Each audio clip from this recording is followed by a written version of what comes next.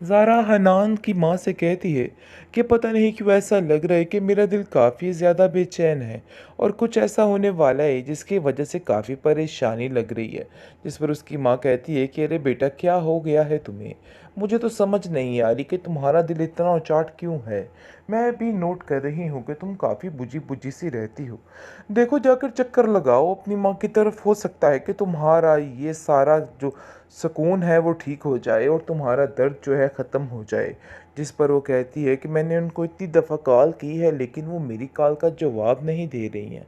पता नहीं आगे तो कभी इन्होंने ऐसा नहीं किया है, लेकिन अब ऐसा क्या हो गया जिसकी वजह से वो ये सब कुछ कर रही हैं। वो ज़्यादा परेशान हो जाती है ज़ारा, और उसको उसको समझ नहीं आती है। लेकिन जी आप देखेंगे कि माजदा जो है वो काफ़ी ज़्यादा खुद परेशान है। वो कहती है कि देखो मिनाहिल, मुझे तो समझ नहीं आ रही। मैं तो चाहती हूँ कि बस वलीद जो है फटाफट हमारा ये काम करे और हम अपने घर वापस जाएं। यहाँ पे रहना कितना मुश्किल है। बेशक ये लोग बहुत अच्छे हैं और सबसे बहुत प्यार करते हैं, लेकिन यकीन मानो कि मेरा दिल खून के आंसू रो रहा है कि आखिर हम कैसे यहाँ पे आ गए। कैसे अपना घर बार छोड़ के, कैसे हमें जलील करके वहाँ से निकाला गया है।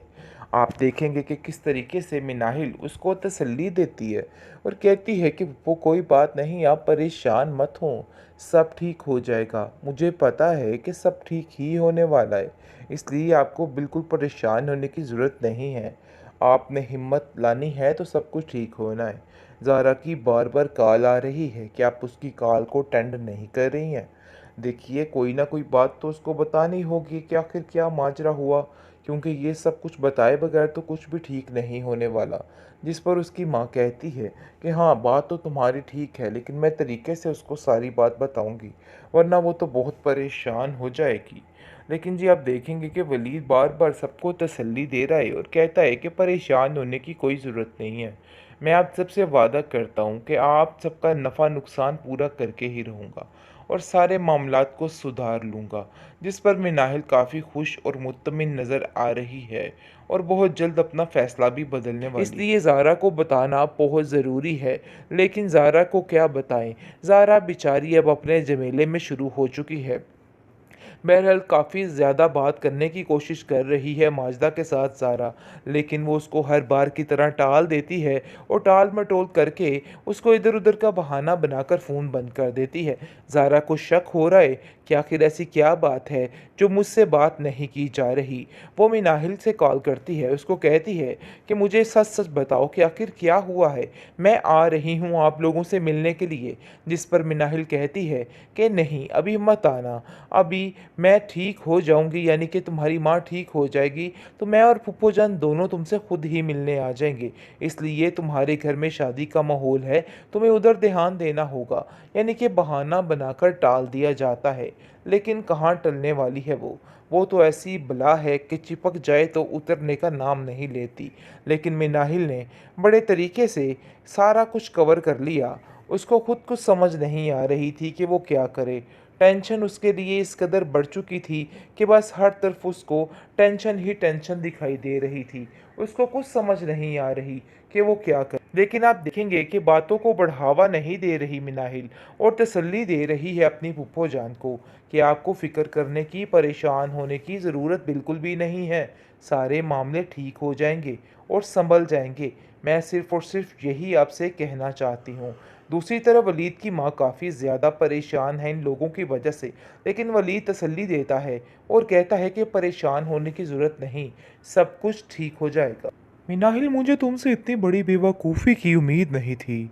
आखिर कैसे तुमने इतनी बड़ी गलती कर डाली? अपने हाथों से कैसे साइन कर डाले? मुझे तो कुछ समझ नहीं आ रही कि तुम इतनी बेवकूफ़ आखिर कैसे हो सकती हो। जिस पर वो कहती है कि जो इंसान अपनी माँ को बेवकूफ़ बना सकता है, वो मुझे क्यों नहीं बना सकता। और वैसे भी कहते हैं कि मोहब्बत अंधी होती है। बस समझिए कि मैंने कुछ ऐसा ही किया है। मुझे तो कुछ समझ नहीं आई कि मुझसे क्या करवाया जा रहा है और क्या नहीं करवाया जा रहा। बस जो कुछ कहा गया मैं वही करती गई। लेकिन आप देखेंगे कि माजदा कहती है कि वो कभी भी खुश नहीं रहेगा। उसने जो कुछ हमारे साथ किया है उसको उसके किए की सज़ा बहुत जल्द मिल जाएगी। लेकिन मिनाहिल उसको अभी भी मना कर रही है और कहती है कि देखिए, इस तरह की बद्दुआएं मत कीजिए। जो हो गया सो हो गया, अब मज़ीद कुछ भी कहने का फ़ायदा नहीं है। बेहतर यही है कि देखा जाए कि अब आगे हमें क्या करना है और कहाँ पे जाना है, क्योंकि अब ये बातें सोचना और समझना काफ़ी ज़्यादा ज़रूरी हो चुका है।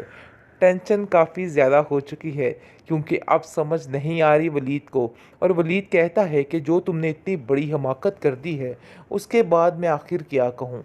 मुझे तो कुछ समझ नहीं आ रहा। वलीद की माँ कहती है कि फ़िक्र मत करो बेटा, बहुत जल्द रास्ता निकल आएगा और तुम्हें परेशान होने की कोई भी ज़रूरत नहीं है।